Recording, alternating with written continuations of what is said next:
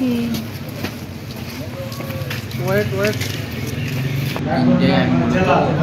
কি কর্ম করতে যায়, কর্ম করার পরে আমি ধরা পড়ে যাই। আসতে পথে কি আমাকে জেলখানায় 2 বছর কাস্টডি দেওয়া হয়। এই মারধর করা হয়, টাকা পয়সা দেওয়ার না কারণে আমাকে মানে নানান রকমের কাজ করানো হয়। তারপরে আমার সাজা লেগে যায়, আমার আটকে আসে। তারপরে আমি কাল রাতে আমার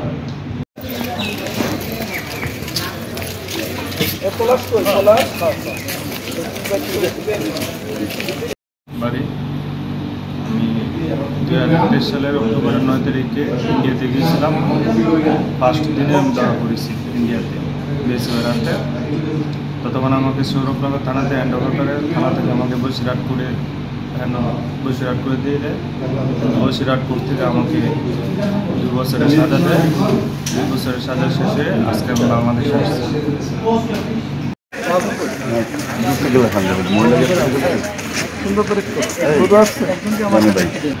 আমি ইন্ডিয়াতে আসছিলাম 20 সালে, ঠিক আছে। তো আমাকে হাকিমপুর অ্যারেস্ট করেছে, পরে থানায় দিয়েছে সৌরভনগর থেকে আমার সাজা হয়েছে 2 বছরে। তো আজকে স্যার বাংলাদেশ আমাদেরকে হ্যান্ডওভার করেছে, আমরা অনেক খুশি। আর জেলের ভিতরে আপনার খুব বাংলাদেশিদের উপরে খুব অত্যাচার চলে। সবাই মাইনে নিতে পারে বা সবাই মাইনে নিতে পারছে না। তো টাকা খুঁজে 1 লাখ, 2 লাখ, 3 লাখ, 5 লক্ষ টাকা পর্যন্ত না দিতে পারলে অনেক অত্যাচার করে মেয়ে। আর এটা তো জেল অথরিটিরা এটার সাথে আপনার জড়িত আছে, ঠিক আছে। আর কোর্ট থেকে ভালো দেয় আপনার একই জায়গার ভিতরে 3টা বেঞ্চ, একই জায়গায় 2 বছরের সাজা দিচ্ছে, 39 মাস সাজা দিচ্ছে, আবার 52 মাস সাজা দিচ্ছে। একই কোর্ট, একই সব কেস, একই ধারা, সব কিছু।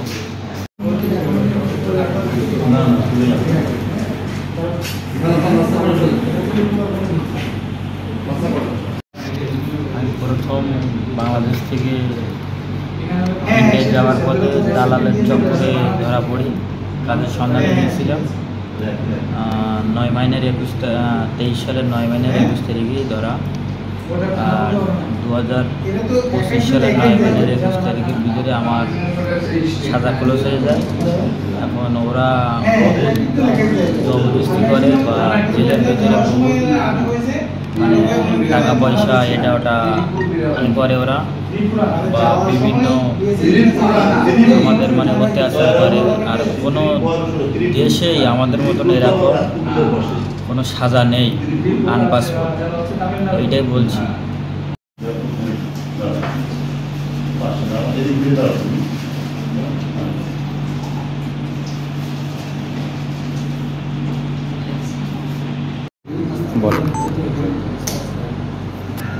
আমি 2023 সালের জুলাই মাসের 24 তারিখ বর্ডার আনপাসপোর্টে ভারত যাচ্ছিলাম। বর্ডারে আমাকে ধরছিল, সেখান থেকে দমদম সেন্টার জেলে এই 2 বছর আছি। সেখান থেকে কালকে পুরুলিয়া। বাংলাদেশে কোথায় বাড়ি আপনার?